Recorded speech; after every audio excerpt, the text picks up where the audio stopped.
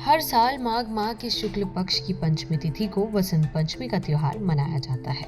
आज यानी 14 फरवरी को यह पर्व मनाया जा रहा है। इस दिन मां सरस्वती का जन्म हुआ था। शास्त्रों में वसंत पंचमी के त्योहार को सबसे शुभ तिथियों में गिना जाता है। मान्यताओं के अनुसार इस दिन ज्ञान की देवी मां सरस्वती की विधिवत पूजा अर्चना करने से जीवन के सारे कष्टों से मुक्ति मिलती है।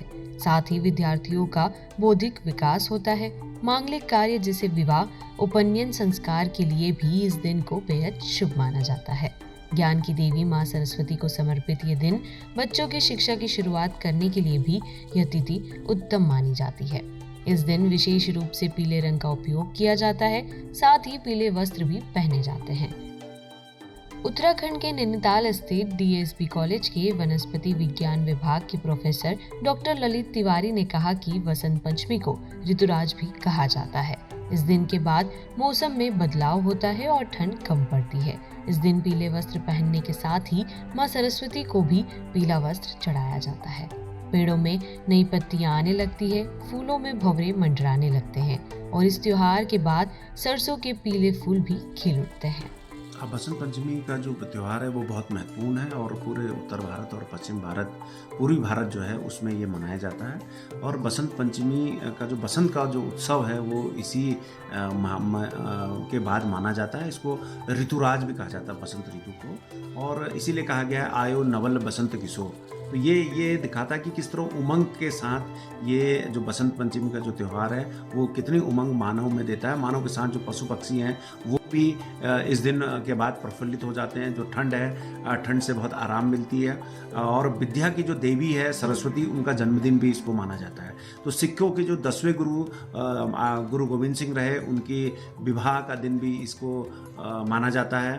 साथ ही जो वीर हकीकत लाहौर के रहे, उनसे भी ये उत्सव जुड़ा हुआ है। बसंत ऋतु में प्रकृति जो है वो, उसका जो कण कण है वो खिल उठता है और मानव जो है वो पशु पक्षी सभी उल्लासित हो जाते हैं। नए उमंग के साथ सूर्योदय होता है और उसकी जो ऊर्जा का स्तर है वो बढ़ जाता है। और इसके अलावा माँ शारदे की पूजा भी इस दिन की जाती है। तो कलाकारों का दिन, लेखकों का दिन, गायकों का दिन है ये वादकों का दिन है, ये नाटककारों का दिन है, ये नृत्यकारों का दिन है। और वो उस दिन माँ सरस्वती और शारदे की वंदना करते हैं। इस बसंत पंचमी को त्रेता युग में जब भगवान राम थे उनसे भी इसको जोड़ा गया, और सीता हरण के बाद जब सबरी के पास गए उससे भी इस त्योहार को जोड़ा गया। वैसे तो बसंत का मतलब पीले से है।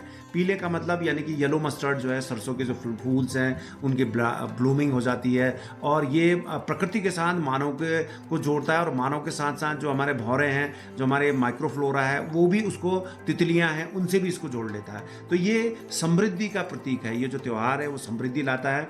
और इसको हम मौसम से जोड़कर इसलिए कहते हैं क्योंकि ये प्रकृति में जो बदलाव आते हैं, जो नई पत्तियां आती हैं पौधों में, वो इस त्यौहार से शुरू होती हैं। तो पुरानी पत्तियां त्याग कर नई पत्तियां आने लगती हैं। और आम के साथ साथ हमारे जो प्लांट्स हैं, फ्लावरिंग प्लांट्स हैं, उसमें बौर आने लगता है। मधुमक्खियां और जो भौरे हैं वो इधर उधर उसके पुष्पलताओं के आमने सामने घूम लेते हैं और टेम्परेचर भी काफ़ी बढ़ जाता है। पीला रंग जो है वो मस्तिष्क से जुड़ा हुआ है। और मस्तिष्क से जुड़ा होने का मतलब यानी कि शिक्षा से ये त्यौहार जुड़ा हुआ है। मन को बहुत मजबूत करता है और हमारे नर्वस सिस्टम को ये प्रभावित कर देता है। इसके अलावा इसमें पीला जो रंग है वो सेरोटोनिन हार्मोन को, उसका जो सिक्रेशन है उसको बढ़ाता है। तो लोगों को टेंशन कम हो जाता है, यानी कि उमंग की उल्लास इस त्यौहार से आती है।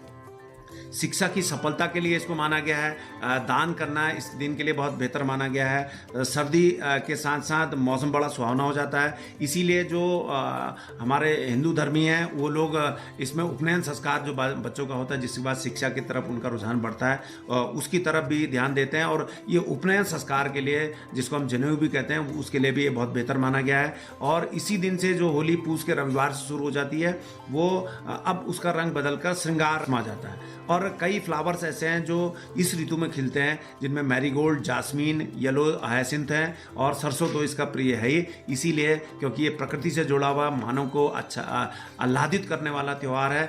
और इस त्यौहार को साथ ही जो ऋतुराज बसंत है वो प्रारंभ हो जाता है। लोकल 18 नैनीताल से तनुज पांडे की रिपोर्ट। इस वीडियो में दी गई सभी जानकारियां और तथ्य मान्यताओं के आधार पर हैं। लोकल 18 इसकी पुष्टि नहीं करता है।